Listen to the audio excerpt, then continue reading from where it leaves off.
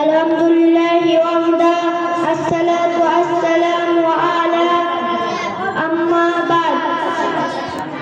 আজকে এই শুভ দিনে আউযু বিল্লাহি মিনাশ শাইতানির রাজিম। বিসমিল্লাহির রহমানির রহিম। ইকরা বিসমি রাব্বিকাল্লাযী খলাক।